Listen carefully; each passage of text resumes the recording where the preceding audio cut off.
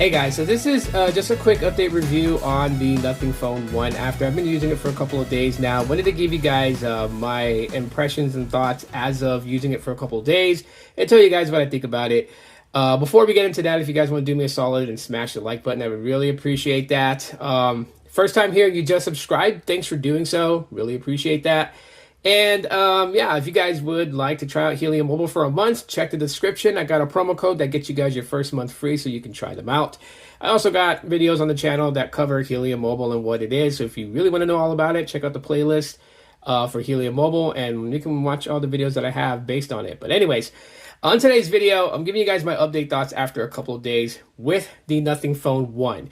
Now, this is a 2-year-old device, so it's not the brand new device out, but I can tell you guys right now, this gives Google Pixels a run for its money, okay? Now, I'm going to get out the caveat first and get that out the way, and that is, this device was not sold directly in the United States, so there are carriers that it's not really compatible with. Shall I say carrier?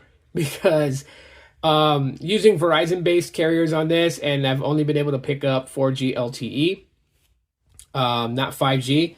With the other carriers, such as T-Mobile and AT&T, it connects to 5G and it connects to their mid-band, but I don't believe this supports millimeter wave. So, if you're someone who's a stickler for, high-band 5G, you're probably not going to like this.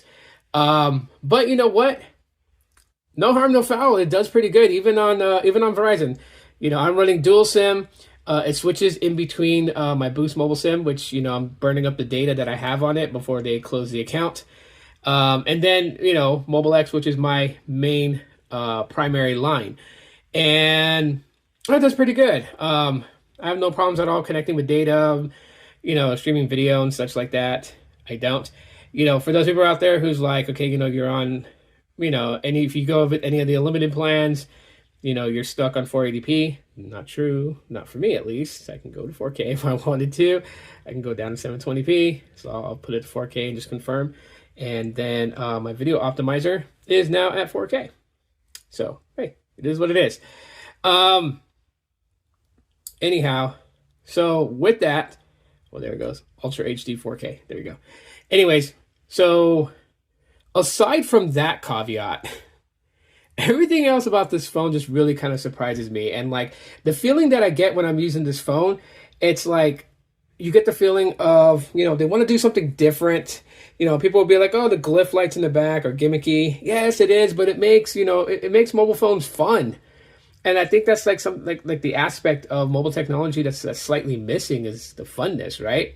You guys remember the LG, I think it's the LG Wing, the thing that I thought was Egon's, ectoplasma reader, because the way that it, like the main screen swiveled out into a shape of a T.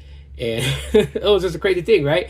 But those are the days when phones were fun, back like in like 2012 and Blackberries and, just all the different types of phones they had out there. Smartphones with slide out QWERTY keyboards.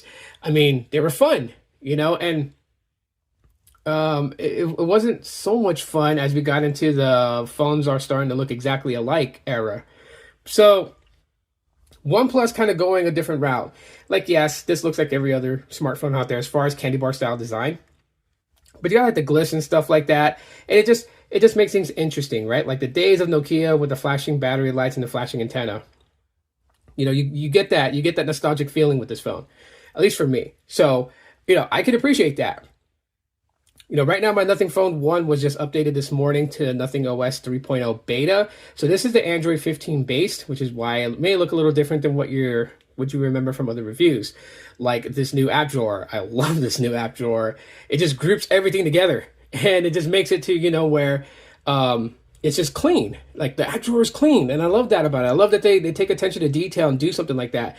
The bezels are very symmetrical and even all the way around. And it's like, you can appreciate that, right? Like you guys know, I don't care that there's bezels on a display, but when you see a company kind of go into detail about that, it makes you, feel like that they're in this lab, all the engineers and everybody are there and they're looking at every fine detail and making sure that they've paid focused attention on it and have come up with a solution to it.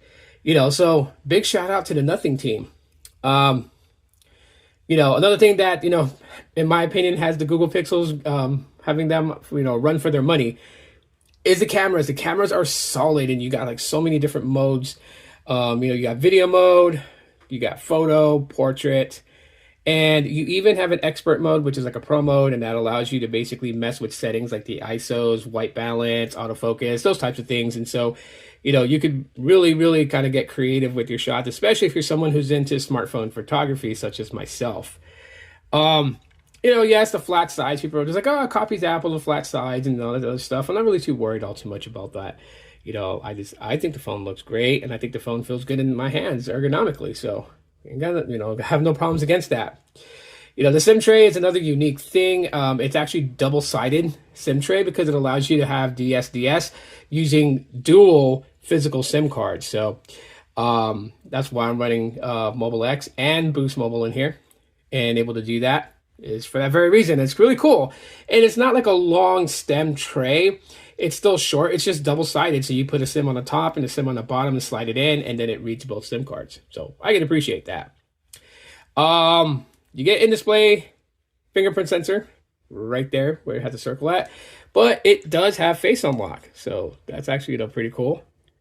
And yeah, so I mean, it's probably two-dimensional face unlock. I don't see it being used for biometric security for my banking app. So it's not as secure as like the face unlock on a Pixel 4 or 4 XL, obviously, but it's nice to have it when I want to unlock my phone and maybe my fingers are dirty and I don't want to touch the screen and smudge it with like, sauce from like Hot Wings or something. The audios on this is really decent. I have no complaints there on the audio. I think they're good. It's not a squawk box, so thank God for that. The last caveat that I will say to the first one is that this is really hard to find here in the US because it wasn't sold in the US. So you would have to order and import it in, or you would have to find someone who is selling theirs online, which there's not a lot of people selling theirs, and I can see why. This is a pretty solid phone. So, it's just my quick thoughts on the Nothing Phone 1, which will lead up to like a full review in like a couple of weeks. So probably about like, after New Year's.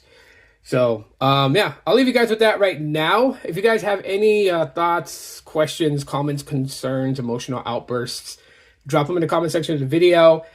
Questions I will hold for the full review and answer those in that video. So I appreciate you guys for checking out this one. This is the Nothing Phone 1. And so far, it's awesome. I don't even feel like switching to another phone. And that says a whole lot.